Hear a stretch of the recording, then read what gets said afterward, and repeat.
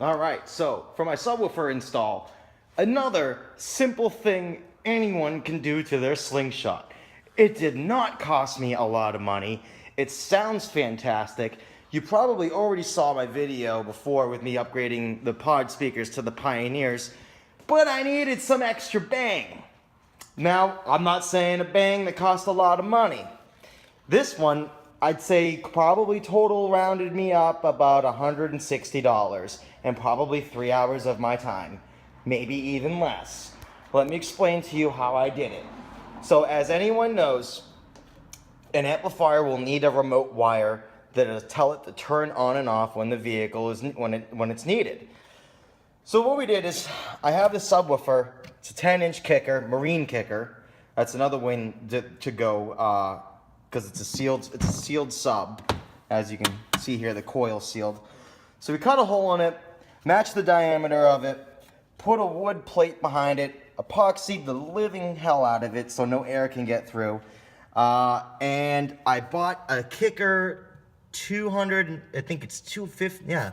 You know, it's a bullshit lie. It says 500 watts peak, but it's definitely, I think it's like 250 RMS, probably even less because the amp only honestly cost me like 70 bucks.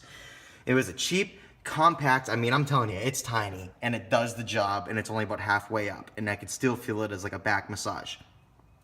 Now, the remote wire that signals to turn the amp on and off, I ran to just pretty much around the whole thing, up through here, behind the ECU, and into my terminal block that I showed you in a previous video. That literally is run by the ignition of the vehicle. We'll send 12 volts to tell the son of a gun to turn on and off. Now for the audio. How do you get the audio from the deck to the amp? Okay, simple. The channel on the left, I tapped into the low range pod from, like, if you see one of my previous videos, when I changed these speakers out, I pretty much pulled this one back out and just tapped into that positive, negative, ran the wire underneath, hit it, and up through here into a little conversion box that you can see. So you literally will screw in one of these boxes, your positive and negative from the speaker, and it will turn it into a composite cable, which is your normal red and white audio. That's how the amp will get its audio, and from there, this wire to the speaker. That's it.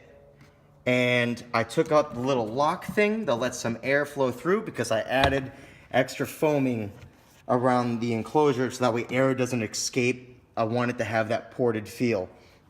Now for my 12 volt line from the battery, I ran it right through the seatbelt hole here directly to the battery underneath, and it is fused. You can buy these kits for like 20 bucks at Walmart, depending on the size gauge wire you need for how big of an amp. This is a small amp, so I went with the small gauge. Oh, sorry, I think it's larger. Yeah, the higher the number of the gauge, the thinner the wire. I don't know. Someone comment and correct me on that, or I'll have to Google it after this.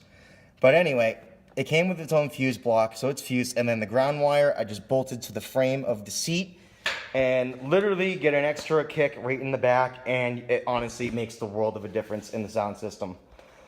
If you have any questions about that or want to see it in action, feel free, let me know, comment below. Enjoy.